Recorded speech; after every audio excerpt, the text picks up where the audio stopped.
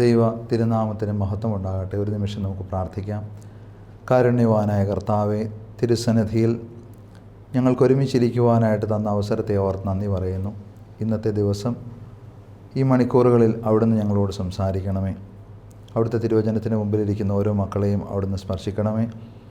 പരിശുദ്ധാത്മാഭിഷേകത്താൽ ഈ ശുശ്രൂഷയെ മുന്നോട്ട് നയിക്കുവാൻ ഞങ്ങളെ സഹായിക്കണം. ഇതിൽ സംബന്ധിക്കുന്നവർക്കും കേൾക്കുന്നവർക്കും കാണുന്നവർക്കും ഇത് അനുഗ്രഹത്തിനായി ഭവിക്കണമേ. ഭാഗ്യവതിയായ അമ്മയുടെയും പരിശുദ്ധന്മാരുടെയും ശുദ്ധിമതികളുടെയും പ്രാർത്ഥനകളാൽ തന്നെ ആമീൻ. ദൈവ തിരുനാമത്തിന് മഹത്വം ഉണ്ടാകട്ടെ. ഉയർപ്പ് പെരുന്നാളിന് ശേഷം മുന്നോട്ട് യാത്ര ചെയ്തുകൊണ്ടിരിക്കുന്ന നാളുകളാണല്ലോ ഈ ദിവസങ്ങൾ. യോഹന്നാൻ്റെ സുവിശേഷം 20-ാം അധ്യായത്തിലൂടെ നമുക്കൊന്ന് യാത്ര ചെയ്യാനായിട്ട് പരിശ്രമിക്കാം.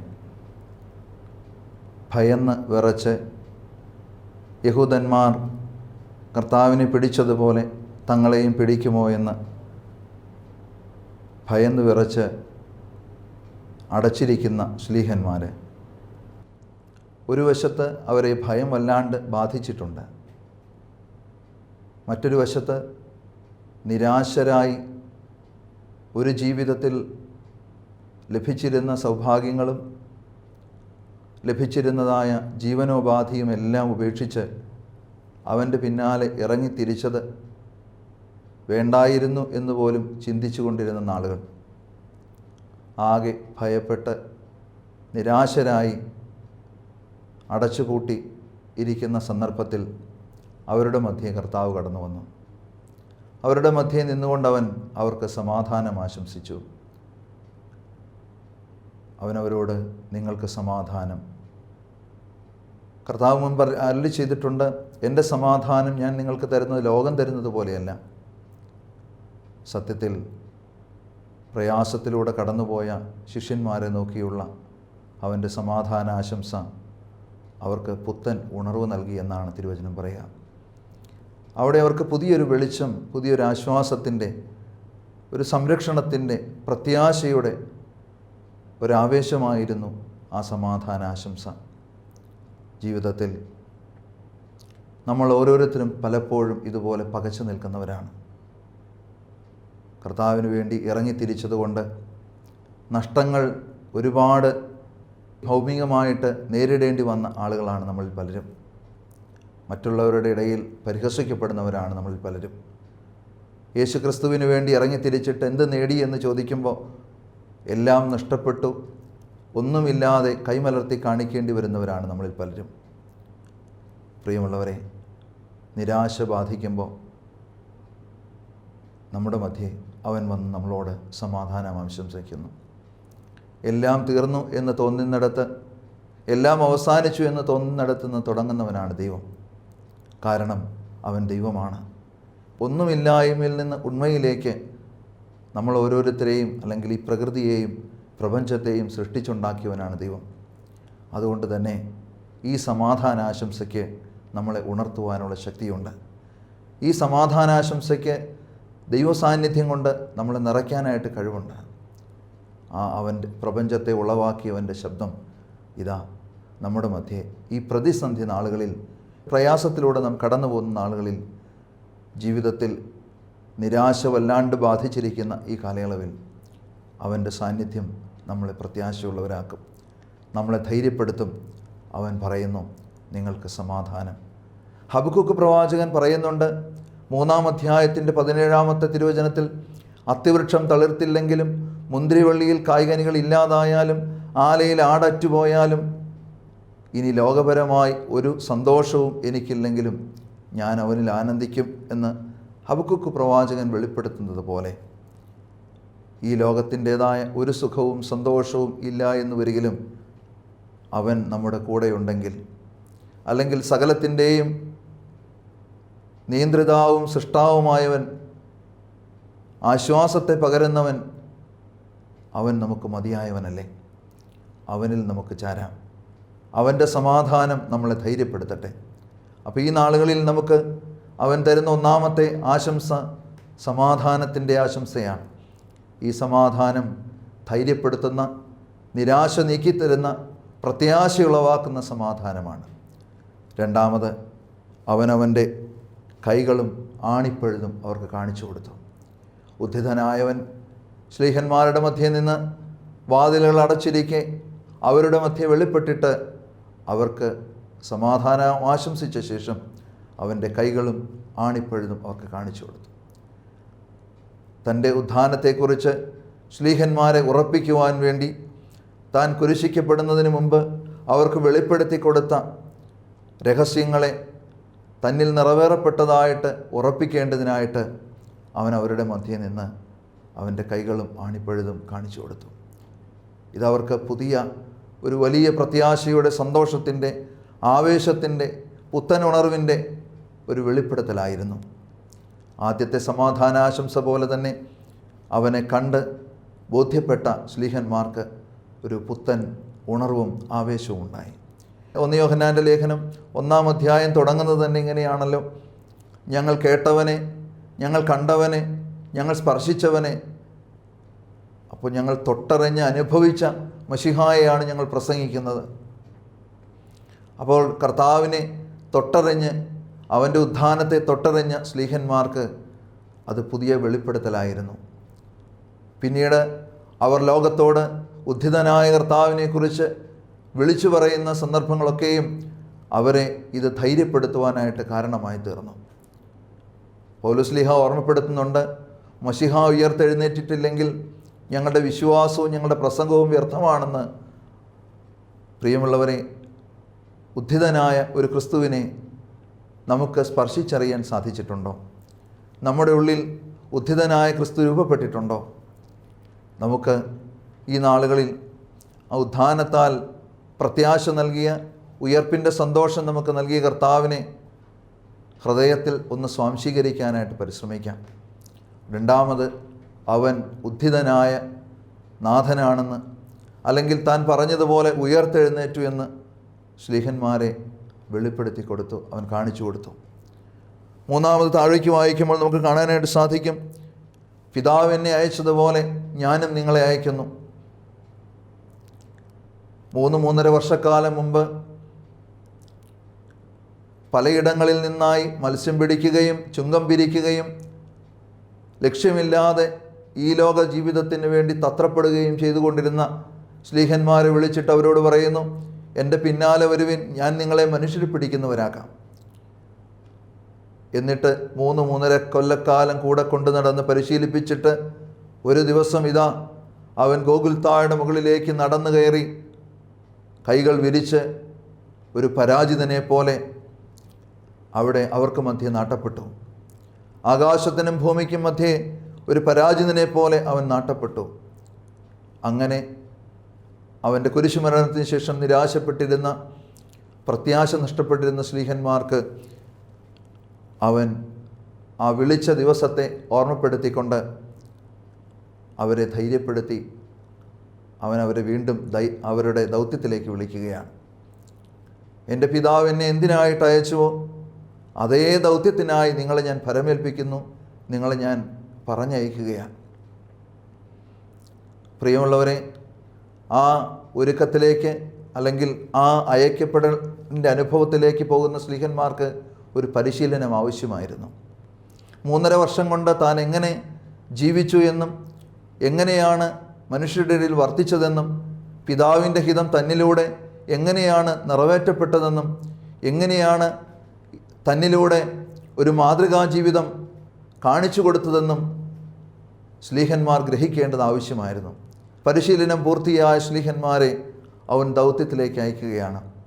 ഇനി എനിക്ക് പകരമായി ഈ ഭൂമിയിൽ എൻ്റെ ദൗത്യം നിങ്ങൾ ചെയ്യണം. പിതാവ് എന്നെ എങ്ങനെ ഭരമേൽപ്പിച്ച് ഒരു ദൗത്യത്തിനായി ഭൂമിയിലേക്ക് അയച്ചുവോ അത് നിങ്ങളിലൂടെ ഇനിയുള്ള കാലം നിറവേറപ്പെടണമെന്ന് അവൻ വ്യക്തമായിട്ട് അവരെ ഗ്രഹിപ്പിച്ചു, ബോധ്യപ്പെടുത്തി. പ്രിയമുള്ളവരെ, ഇതേ ദൗത്യം ഇന്ന് നമുക്കും ചെയ്യാൻ കടമയില്ലേ? ഇതേ ദൗത്യത്തിനായിട്ടല്ലേ ദൈവം നമ്മളെയും വിളിച്ചത്? ഈ ഭൂമിയിൽ അനേകരുടെ ആത്മരക്ഷയ്ക്ക്, അല്ലെങ്കിൽ പ്രപഞ്ചത്തിൻ്റെ തന്നെ ഉത്ഥാനത്തിനായിട്ട് നമ്മുടെ കർത്താവ് ബലിയായി ഉദ്ധിതനായി തീർന്നുവെങ്കിൽ, അതിന് പകരം ഈ ഭൂമിയിൽ നമ്മളെ വിളിച്ച് നിയോഗിച്ചിട്ടുണ്ടെങ്കിൽ ആ നിയോഗം നമ്മളിലൂടെ ഈ കാലയളവിൽ നിറവേറപ്പെടേണ്ടതല്ലേ? പലപ്പോഴും ഈ ഭൗതിക ജീവിതത്തിൽ ഇതിനെയൊന്നും അറിഞ്ഞിട്ടറിയാത്തതുപോലെ നടിക്കുന്നത് കൊണ്ടോ നമുക്ക് വ്യക്തമായ ഒരു ഗ്രാഹ്യമില്ല എന്താണ് നമ്മുടെ ദൗത്യമെന്ന്. ഈ ഭൂമിയിൽ എന്തിനായി ദൈവം എന്നെ വിളിച്ചു, എന്താണ് എൻ്റെ നിയോഗമെന്ന് ഒരു വ്യക്തതയില്ലാതെയാണ് നമ്മളിൽ പലരും ജീവിക്കുക. അല്ലെങ്കിൽ ലക്ഷ്യബോധമില്ലാതെ മുന്നോട്ട് പ്രയാണം ചെയ്യുന്നവരാണ് നമ്മളിൽ പലരും. ഈ നാളുകളിൽ വീണ്ടും നമ്മളെ ക്രിസ്തു ഓർമ്മപ്പെടുത്തുകയാണ്, ഇല്ല, നിനക്കൊരു ദൗത്യമുണ്ട്. നിന്നെ വിളിച്ചത് ഞാനാണെങ്കിൽ നിനക്കൊരു ദൗത്യമുണ്ട്. അത് വ്യക്തതയുള്ളതാണ്, ക്ലാരിറ്റി ഉള്ളതാണ്. പലപ്പോഴും നമ്മളൊക്കെ നിരാശപ്പെട്ട് ചിന്തിക്കാറുണ്ട്, എന്നെ എന്തിനു കൊള്ളാം, എനിക്കിനി പ്രത്യേകിച്ച് ഈ ഭൂമിയിൽ ഒന്നും ചെയ്യാനില്ല, ഞാൻ ഒരു പാഴായ ജന്മമാണ്, എൻ്റെ ആഗ്രഹങ്ങളും സ്വപ്നങ്ങളും ഒന്നും എൻ്റെ ജീവിതത്തിൽ നിറവേറപ്പെട്ടില്ലല്ലോ, ഇനി എന്ത് സന്തോഷം എനിക്ക് ലഭിക്കാനാണ്.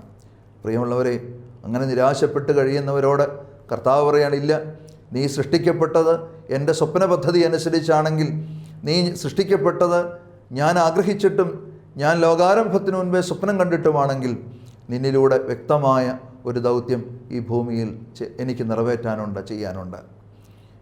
അതുകൊണ്ട് പ്രിയമുള്ളവരെ, ദൈവതിരുസന്നിധിയിലിരുന്ന് നമ്മുടെ നിയോഗത്തെയും നമ്മളിലൂടെ ദൈവം ആഗ്രഹിക്കുന്നതിനെയും കണ്ടെത്തുമ്പോൾ നമുക്ക് ആ സന്തോഷം അനുഭവിക്കാനായിട്ട് സാധിക്കും. എന്തിനാണ് എന്നെ ഈ ഭൂമിയിൽ ദൈവം സൃഷ്ടിച്ചത്? ദൈവതിരുസന്നിധിയിലിരുന്ന് ധ്യാന വിഷയമാക്കേണ്ടതാണ്. വ്യക്തമായിട്ടും അത് സ്പഷ്ടമായിട്ടുമുള്ള പദ്ധതിയാണ്. കർത്താവ് ഒരു വ്യക്തിയെങ്കിലും രക്ഷയുടെ അനുഭവത്തിലേക്ക് നമ്മളിലൂടെ കൊണ്ടുവരാൻ ആഗ്രഹിച്ചിട്ടുണ്ടാകാം.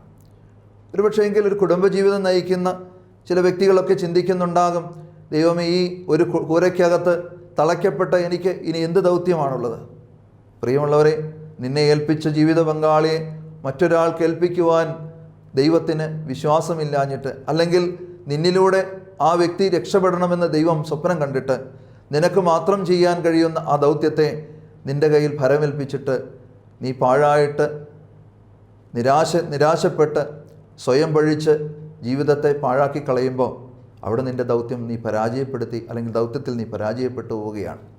അതുകൊണ്ട് തന്നെ ഒരു വീണ്ടും വിചാരത്തിലേക്ക് വരണം. എനിക്ക് വ്യക്തമായ ദൗത്യമുണ്ട്. എൻ്റെ കയ്യിൽ ഏൽപ്പിച്ച ചില വ്യക്തിത്വങ്ങളുണ്ട്. അവരെ കർത്താവ് തൻ്റെ ജീവിതത്തിലൂടെ അനേകരെ രക്ഷിച്ചെടുത്തതുപോലെ, ഈ പ്രപഞ്ചത്തെ നവീകരിച്ചതുപോലെ രക്ഷയുടെ അനുഭവം എനിക്കും എൻ്റെ ജീവിത പങ്കാളിക്കും കുഞ്ഞുങ്ങൾക്കും എന്നെ ഏൽപ്പിച്ചിട്ടുള്ള ചുറ്റുപാടുമുള്ളവർക്കും നൽകാനായിട്ടുണ്ട്. അതുകൊണ്ട് പ്രിയമുള്ളവരെ, പാഴായ ജന്മമെന്ന് നിരാശപ്പെട്ടിരിക്കുന്നുവെങ്കിൽ ഓർക്കുക, ഇല്ല, നിനക്ക് വ്യക്തമായ ഒരു ദൗത്യമുണ്ട്. ഒരുപക്ഷെങ്കിൽ പ്രായമായി ഇനി വാർദ്ധക്യത്തിലായി എന്ത് എന്നായിരിക്കാം. ഇല്ല, നിനക്കിനിയും ഒരുപാട് ദൗത്യം ചെയ്യാനുണ്ട്. ദൗത്യത്തെ പൂർത്തിയാക്കുമ്പോഴാണ് അവൻ ഒരു വ്യക്തിയെ മടക്കി വിളിക്കുക. അതുകൊണ്ട് തന്നെ ഓരോ ദിവസവും ഈ ഭൂമിയിൽ നിനക്ക് അനുവദിച്ചു തരുന്ന ദിവസവും വിലപ്പെട്ടത് തന്നെയാണ്. ഓരോ ദിവസവും നിന്നിലൂടെ അവൻ ഈ ഭൂമിയിൽ അറിയപ്പെടാൻ ആഗ്രഹിക്കുന്നു. കൊച്ചു കൊച്ചു നന്മയിലൂടെ, കൊച്ചു കൊച്ചു സന്തോഷത്തിലൂടെ, ഈ ലോകത്തിലെ കരയുന്നവരുടെ കണ്ണുനീരൊപ്പുന്നതിലൂടെ, ആർക്കും വേണ്ടാത്തവരെ ചേർത്ത് പിടിക്കുന്നതിലൂടെ, ഒരു നല്ല വാക്ക് സാരമില്ല എന്ന് ചുറ്റുപാടുമുള്ളവരോട് അർഹിക്കുന്നവർക്ക് പറഞ്ഞു കൊടുക്കുന്നതിലൂടെ, നിൻ്റെ ദൈവത്തെ, നീ അനുഭവിച്ച ദൈവാനുഭവത്തെ നിൻ്റെ മുമ്പിൽ വരുന്നവരോട് വെളിപ്പെടുത്തി കൊടുക്കുന്നതിലൂടെ നിനക്ക് അനേകരെ ദൈവരാജ്യത്തിന് വേണ്ടി നേടാനായിട്ട് സാധിക്കും. ഞാൻ ഓർക്കുകയായിരുന്നു, എൻ്റെ ബാല്യകാലത്ത് അമ്മ ഇട്ടുതന്ന ഒരു ചെറിയ ജീവചരിത്രമാണ്, ഒരു പരിശുദ്ധൻ്റെ ജീവചരിത്രമാണ് എൻ്റെ ആധ്യാത്മികതയിൽ അടിത്തറയായി തീർന്നത്. 3-4 വയസ്സുണ്ടായിരുന്ന എന്നെ മടിയിൽ ചേർത്തിരുത്തിക്കൊണ്ട് അമ്മ ഇങ്ങനെ ഓർമ്മപ്പെടുത്തി തരുന്നത് ഇന്നലെ എന്നതുപോലെ ഞാൻ ഓർക്കുകയാണ്. അമ്മ പറയുമായിരുന്നു, മോനെ, എൽദോ ബാസേലിയോസ് ബാവ എന്ന കോതമംഗലത്ത് കബറടങ്ങിയ ഒരു പരിശുദ്ധനുണ്ട്. അദ്ദേഹം നാടും വീടും ഉപേക്ഷിച്ച് ഈ ലോകത്തിൽ യേശുവിനെ സാക്ഷ്യപ്പെടുത്തുവാനായി ഇറങ്ങിത്തിരിച്ച പരിശുദ്ധനാണ്. അദ്ദേഹം വന്ന ചരിത്രവും ഈ കോതമംഗലത്ത് അദ്ദേഹത്തിൻ്റെ നടന്ന വഴികളിലൂടെ വെളിപ്പെടുത്തിയ അനേക അത്ഭുതങ്ങളും അടയാളങ്ങളും അമ്മ പറഞ്ഞു തരുമ്പോൾ അമ്മയറിയാതെ അമ്മയുടെ കണ്ണുകൾ നിറഞ്ഞൊഴുകി അതെൻ്റെ മേത്ത് വീഴുന്നത് ഞാൻ ഓർക്കുന്നുണ്ട്. പ്രിയമുള്ളവരെ, അന്ന് 3-4 വയസ്സുള്ള എൻ്റെ ഉള്ളിൽ ഞാൻ എഴുതി. എൻ്റെ അമ്മയ്ക്ക് ഉറച്ച ബോധ്യമുള്ള ഒരു പരിശുദ്ധനുണ്ട്, എൽദോ ബാസിലിയോസ് ബാവ. അദ്ദേഹം ഏത് ലക്ഷ്യത്തെ പ്രതി ഇറങ്ങിത്തിരിച്ചു? നസ്രത്തുകാരൻ യേശുവിന് വേണ്ടി, കുരിശിക്കപ്പെട്ട ഉദ്ധിതനായ ആ നസ്രത്തുകാരൻ യേശുവിന് വേണ്ടി ആ പരിശുദ്ധൻ നാടും വീടും ഉപേക്ഷിച്ച് തൻ്റെ ദൗത്യത്തിനായി ഇറങ്ങിത്തിരിച്ചു എന്ന് അന്ന് ഈ കൊച്ചു ബാലൻ്റെ ഉള്ളിൽ എഴുതപ്പെട്ടു. അത് പതിഞ്ഞു കിടന്നു. പിന്നീടുള്ള യാത്രയിൽ ആധ്യാത്മിക ജീവിതത്തെ പ്രചോദിപ്പിച്ച, ആധ്യാത്മിക ജീവിതത്തിനായി നിന്നുകൊടുക്കാൻ പ്രേരിപ്പിച്ച, അല്ലെങ്കിൽ എനിക്കും ഒരു ദൗത്യം ഈ ഭൂമിയിൽ ചെയ്യാനുണ്ട് എന്ന് വ്യക്തമായ ഒരു ബോധ്യം തന്ന ഒരു അടിത്തറയായിരുന്നു അമ്മ എനിക്ക് തന്നത്. പറഞ്ഞു വന്നത്, പ്രിയമുള്ളവരെ, വീട്ടിലായിരിക്കുമ്പോഴും സമൂഹത്തിൽ എവിടെ ഇടപെടുമ്പോഴും അവിടെയെല്ലാം നമുക്ക് ക്രിസ്തുവിനെ കൊടുക്കാൻ സാധിക്കും. ആ ദൗത്യം നമ്മളിലൂടെ നിറവേറപ്പെടട്ടെ. അപ്പോൾ മൂന്നാമത് അവൻ ശ്ലീഹന്മാരെ ഉറപ്പിച്ചിട്ട് പറഞ്ഞു, നിങ്ങൾക്ക് വ്യക്തമായ ഒരു ദൗത്യമുണ്ട്. അതെൻ്റെ പിതാവ് എന്നെ നിയോഗിച്ചതുപോലെ ഈ ഭൂമിയിൽ എനിക്ക് പകരക്കാരായി നിങ്ങൾ മാറണം. വലിയൊരു സന്ദേശമായി ഈ ചിന്ത നമുക്ക് അടിസ്ഥാനമായി മാറട്ടെ. നാലാമത് നമുക്ക് കാണാനായിട്ട് സാധിക്കും, അവൻ അവരുടെ മേൽ ഊതി, നിങ്ങൾ പരിശുദ്ധാത്മാവിനെ കൈക്കൊള്ളുവിനെന്ന് പറഞ്ഞു. പൗരോഹിത്യത്തിൻ്റെ വലിയ നൽവരം മൺകട്ടകൾക്ക് ദാനമായി പകർന്നു കൊടുത്ത കർത്താവിനെ നമ്മൾ കാണുകയാണ്. പൗരോഹിത്യത്തിൻ്റെ വലിയ ശ്രേഷ്ഠതയും പ്രാധാന്യവും വിളിച്ചോതുന്ന ഒരു വേദഭാഗമാണിത്. ശ്ലീഹന്മാരെ വിളിച്ചിട്ട് അവരുടെ മേൽ ഊതി പരിശുദ്ധാത്മാവിനെ നൽകിക്കൊണ്ട് അവരോട് പറഞ്ഞു, മക്കളെ, നിങ്ങൾ കെട്ടുകയും അഴിക്കുകയും ചെയ്യുന്നത് ഞാൻ സ്വർഗത്തിലും കെട്ടുകയും അഴിക്കുകയും ചെയ്യും. നിങ്ങൾ എന്ത് ഈ ഭൂമിയിൽ കെട്ടുന്നുവോ, ആരെ നിങ്ങൾ ബന്ധിക്കുന്നുവോ, ആരുടെ പാപങ്ങൾ നിങ്ങൾ മോചിക്കുന്നുവോ, ആരുടെ പാപങ്ങൾ നിങ്ങൾ പിടിക്കുന്നുവോ, സ്വർഗത്തിലും അതുപോലെ ഞാൻ ചെയ്യുമെന്ന് കർത്താവ് ശ്ലീഹന്മാരെ വെളിപ്പെടുത്തുകയാണ്. ഈ കാലയളവിൽ പൗരോഹിത്യം എന്ന കൂദാശയെക്കുറിച്ച്, അല്ലെങ്കിൽ പൗരോഹിത്യ ശുശ്രൂഷാ രംഗത്തുള്ളവരെക്കുറിച്ചൊക്കെ ഒരുപാട് അപഖ്യാതികളും അപവാദങ്ങളും കേൾക്കുന്ന കാലഘട്ടമാണ്. പ്രിയമുള്ളവരെ, നിങ്ങൾ ശ്രദ്ധിച്ചിട്ടുണ്ടോ എന്നറിയുകയില്ല, 2 കൂദാശകളാണ് പിശാച് ഭയപ്പെടുന്നത്. ഒന്ന് പരിശുദ്ധ കുർബാനയും 2 പൗരോഹിത്യവുമാണ്. പൗരോഹിത്യമില്ലെങ്കിൽ കൂദാശകൾ കൃത്യമായി വ്യയം ചെയ്യപ്പെടുകയില്ല. അപ്പോൾ പൗരോഹിത്യം എന്ന കൂദാശയെ ജനം വെറുക്കുകയും പൗരോഹിത്യത്തിൽ നിന്ന് അകന്നു പോവുകയും ചെയ്താൽ മറ്റു കൂദാശകളിൽ നിന്നുള്ള കൃപാവരങ്ങൾ ജനത്തിന് ലഭിക്കാതെയാകും. അതുകൊണ്ട് തന്നെ പലപ്പോഴും പൗരോഹിത്യം സമൂഹ മധ്യത്തിൽ ഈ കാലയളവിൽ ചോദ്യം ചെയ്യപ്പെടുകയും അവഹേളിക്കപ്പെടുകയും ചെയ്യുകയാണ്.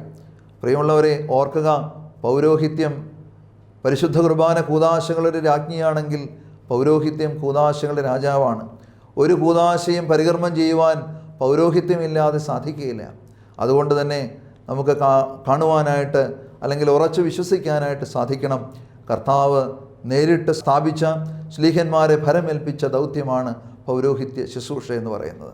അതുകൊണ്ട് തന്നെ പുരോഹിതന്മാരെ ബഹുമാനിക്കുവാനും പൗരോഹിത്യത്തെ കർത്താവിൽ നിന്നതുപോലെ തന്നെ സ്വീകരിക്കാനും നമുക്ക് സാധിക്കുമ്പോൾ അതിൻ്റേതായ അനുഗ്രഹം നമുക്ക് നിശ്ചയമായിട്ട് ലഭിക്കും. പൗരോഹിത്യത്തെ വേണ്ടതുപോലെ വ്യയം ചെയ്യുന്ന പുരോഹിതന്മാർക്കും അതുപോലെ തന്നെ നമുക്ക് അവരിലൂടെ ഒഴുകുന്ന ദൈവാനുഭവത്തെ നമുക്ക് തൊട്ടറിയാനായിട്ട് സാധിച്ചിട്ടുണ്ട്. ഞാൻ ഈ പൗരോഹിത്യത്തിലോട്ട് വന്നപ്പോഴാണ് പലപ്പോഴും ഈ പൗരോഹിത്യത്തിലൂടെ ഒഴുകുന്നതായ അഭിഷേകത്തെക്കുറിച്ച് തിരിച്ചറിഞ്ഞത്. ഒരുപക്ഷെ ചില അച്ഛന്മാർക്ക് നമുക്ക് തോന്നും, വലിയ ആരാധന മാധുര്യമൊന്നുമില്ല, വലിയ ട്യൂണൊന്നുമില്ല. പക്ഷെ പ്രിയമുള്ളവരെ, മശിഹായുടെ പൗരോഹിത്യം ഏതൊരു വ്യക്തിക്ക് വിളിച്ച ദൈവം നൽകിയിട്ടുണ്ടോ അവരിലെല്ലാം ഈ പൗരോഹിത്യത്തിൻ്റെ അഭിഷേകത്തിന് കോട്ടമൊന്നുമില്ല. അവരിലെല്ലാം ഈ പൗരോഹിത്യത്തിൻ്റെ കൃപാവരങ്ങൾ ഒഴുകുന്നതിന് തടസ്സമൊന്നുമില്ല.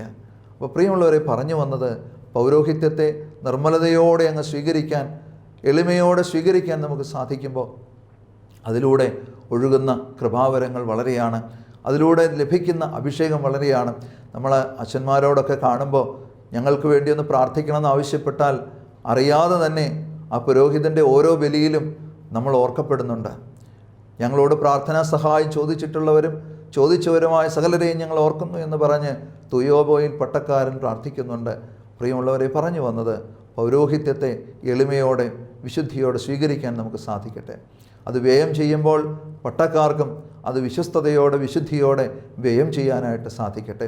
പറഞ്ഞു വന്നത്, നാലാമത് അവൻ അവർക്ക് പൗരോഹിത്യം നൽകി.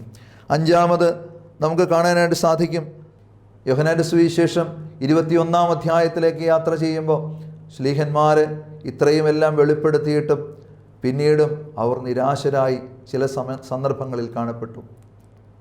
നേതാവായ അല്ലെങ്കിൽ കർത്താവ് ശ്ലീഹന്മാർക്ക് തലവനായി തിരഞ്ഞെടുത്ത പത്രോസ് പറയുകയാണ്, ഞാൻ മീൻ പിടിക്കാൻ പോവാണ്. ഏതായാലും ഇനി നോക്കിയിരുന്നിട്ട് കാര്യമൊന്നുമില്ല, ഞാൻ മീൻ പിടിക്കാൻ പോവുകയാണെന്ന് പറഞ്ഞ് അവൻ ഇറങ്ങിത്തിരിക്കുകയാണ്. പ്രിയമുള്ളവരെ, വീണ്ടും കർത്താവ് 3-ാം തവണയും അവർക്ക് പ്രത്യക്ഷപ്പെട്ടു. അവനവരോട് ചോദിക്കുന്നു, മക്കളെ, കൂട്ടുവാൻ വല്ലതുമുണ്ടോ? അവൻ അപ്പം മുറിച്ച് ശ്ലീഹന്മാർക്ക് കൊടുത്തതിലൂടെ നമ്മളിങ്ങനെ വായിക്കുന്നുണ്ട്, അവരുടെ കണ്ണ് തുറന്നു. വീണ്ടും അവരെ ഉറപ്പിച്ചതിലൂടെ അവർക്ക് വിശ്വാസം വർദ്ധിച്ചു. ഉദ്ധിതനായ ക്രിസ്തുവിനെ വീണ്ടും കണ്ടതിൽ അവർ ആനന്ദം കണ്ടെത്തി. യോഹന്നാന്റെ സുവിശേഷം 21-ാം അധ്യായത്തിൽ താഴോട്ട് വായിക്കുമ്പോൾ നമ്മൾ കാണുകയാണ്, പത്രോസിനെ വിളിച്ചു നിർത്തി ചോദിക്കുന്നു, മോനെ, ഇവരിൽ അധികമായിട്ട് നിനക്കെന്നോട് സ്നേഹമുണ്ടോ?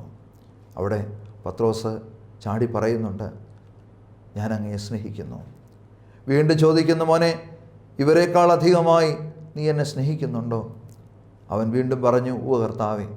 മൂന്നാമതും ചോദിക്കുന്ന പത്രോസേ, മോനെ, നിനക്ക് ഇവരെക്കാൾ അധികമായിട്ട് എന്നോട് സ്നേഹമുണ്ടോ? മൂന്നാമത്തെ തവണ ചോദിച്ചു പത്രോസിന് മനസ്സിലായി എന്തോ കാര്യമുണ്ട്. അവൻ പറഞ്ഞു, സകലവും അറിയുന്ന കർത്താവേ, അങ്ങെല്ലാം കാണുന്നു, അറിയുന്നു, സകലതും നിയന്ത്രിക്കുന്നു, സകലതും മനസ്സിലാക്കുന്നു. അതുകൊണ്ട് ഞാൻ അങ്ങയെ സ്നേഹിക്കുന്നുവെന്നും അവിടെ നിന്ന് അറിയുന്നുണ്ടല്ലോ. അവൻ കർത്താവിൻ്റെ സന്നിധിയിൽ അവനെ തന്നെ വിനയപ്പെടുത്തിയപ്പോൾ 3 ദൗത്യം അവനെ ഫലമേൽപ്പിച്ചു. നീ എൻ്റെ ആടുകളെ മേയ്ക്കുക, നീ എൻ്റെ പെണ്ണാടുകളെ മേയ്ക്കുക, നീ എൻ്റെ കുഞ്ഞാടുകളെ മേയ്ക്കുക. അങ്ങനെ 3 ദൗത്യം അവനെ ഫലമേൽപ്പിച്ച് പറഞ്ഞയക്കുമ്പോൾ ഈ സഭയെ ഉറപ്പിക്കുവാനുള്ള വലിയ ധൈര്യവും അവകാശവും ബോധ്യവുമാണ് പത്രോസിന് നൽകിയത്. പ്രിയമുള്ളവരെ, പിന്നീട് അങ്ങോട്ട് ചഞ്ചലിക്കാതെ ശ്ലീഹന്മാരെ പരിശുദ്ധാത്മാവിന് വേണ്ടി കാത്തിരുന്നതായിട്ടാണ് നമ്മൾ കാണുന്നത്. അവൻ സ്വർഗാരോഹണം ചെയ്ത ശേഷം ശ്ലീഹന്മാരെ പരിശുദ്ധാത്മാവിന് വേണ്ടി കാത്തിരുന്നു. നമുക്ക് ദൈവതിരുസന്നിധിയിൽ നമ്മളെ തന്നെ വിനയപ്പെടുത്താം. ഈ 5 ചിന്തകൾ നമ്മുടെ മനസ്സിലൂടെ കടന്നു പോകട്ടെ. പുരുഷിതനായ കർത്താവ് ഉദ്ധാനം ചെയ്തിട്ട് ഭയവിഹലരായി നിരാശപ്പെട്ട് കഴിഞ്ഞവരെ ധൈര്യപ്പെടുത്തി. ഇന്ന് നമ്മുടെ മധ്യേ ജീവിക്കുന്നവൻ നമ്മുടെ നിരാശയിൽ, തകർച്ചയിൽ, നമ്മുടെ ഒറ്റപ്പെടലിൽ, നമ്മുടെ ജീവിതത്തിൽ പകച്ചു പോകുമ്പോൾ നമുക്ക് സമാധാനമായി നമ്മുടെ മധ്യേ ഉണ്ട്. അവൻ്റെ കരമൊന്ന് പിടിച്ചാൽ ഏത് പ്രതിസന്ധിയെയും നമുക്ക് തരണം ചെയ്യാൻ സാധിക്കും. ഒരുപക്ഷെ ചില രോഗങ്ങളും ചില പ്രയാസങ്ങളും ചില കെടുതികളും ചില സങ്കടങ്ങളും ചില ഒറ്റപ്പെടലും നമ്മിൽ നിന്ന് നീങ്ങിപ്പോയെന്ന് വരികയില്ല. പക്ഷേ അത് കർത്താവിൻ്റെ കുരിശിനോട് ചേർത്ത് വെച്ച് യാത്ര ചെയ്യുമ്പോൾ നമുക്ക് എളുപ്പത്തിൽ ഈ പ്രതിസന്ധികളെ തരണം ചെയ്യാൻ സാധിക്കും. രണ്ടാമത് നമ്മൾ കണ്ടു, അവനവരെ തൻ്റെ ആണിപ്പഴുതുകളെ കാണിച്ച് തൻ്റെ വിലാപ്പുറം കാണിച്ചു കൊടുത്ത് തൻ്റെ ഉദ്ധാനത്തെക്കുറിച്ച് അവരെ ഓർമ്മപ്പെടുത്തുകയാണ്. നമുക്കും കർത്താവ് ക്രൂശിതനായി എന്ന് മാത്രമല്ല, അവൻ ഉദ്ധിതനായി എന്നും ഹൃദയത്തിൽ ഉറപ്പിക്കാം. ആ ഉദ്ധാനത്തെക്കുറിച്ചുള്ള പ്രത്യാശയിൽ നമ്മുടെ പുനരുദ്ധാനത്തെക്കുറിച്ചും നമുക്ക് പ്രത്യാശയോടും പ്രതീക്ഷയോടും കാത്തിരിക്കാം.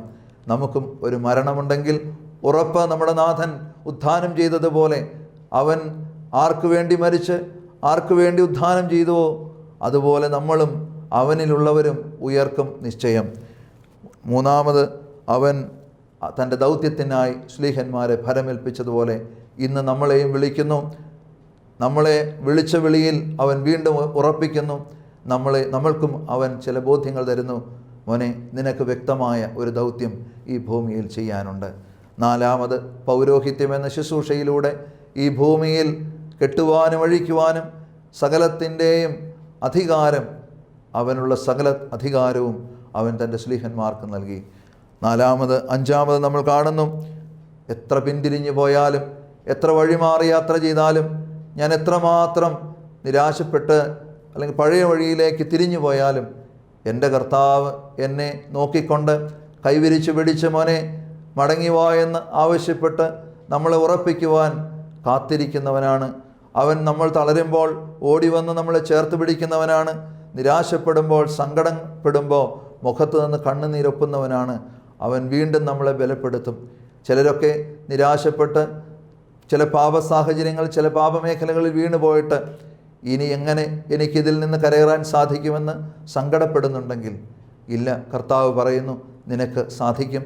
ഞാൻ നിൻ്റെ കൂടെ ഉള്ളിടത്തോളം കർത്താവ് വെളിപ്പെടുത്തുന്നു. സ്വർഗാരോഹണം ചെയ്തവൻ പറയുന്നു, ഇതാ സ്വർഗാരോഹണ സമയത്ത് അവൻ വെളിപ്പെടുത്തുന്നത് ഇങ്ങനെയാണ്: ലോകാവസാനത്തോളം എല്ലാ നാളും ഞാൻ നിങ്ങളോട് കൂടെ ഇരിക്കും. അപ്പോൾ ഈ വാഗ്ദാനം ചെയ്ത കർത്താവ് ഇന്നും നമ്മുടെ മധ്യയില്ലേ? അതുകൊണ്ട് എന്തിന് തളരണം? നമുക്ക് പ്രത്യാശയുള്ളവരാകാം. ഈ ധ്യാനചിന്തകൾ നിങ്ങളുടെ മനസ്സിൽ ഒരു ദൈവാനുഭവം രൂപപ്പെടുത്തട്ടെ. നമുക്ക് ദൈവസന്നിധിയിൽ വിനയമുള്ളവരായി ഈ വചനത്തിൻ്റെ ആന്തരിക അർത്ഥങ്ങളിലേക്ക്, ആഴങ്ങളിലേക്ക് യാത്ര ചെയ്യാനായിട്ട് പരിശ്രമിക്കാം. ദൈവം അനുഗ്രഹിക്കട്ടെ.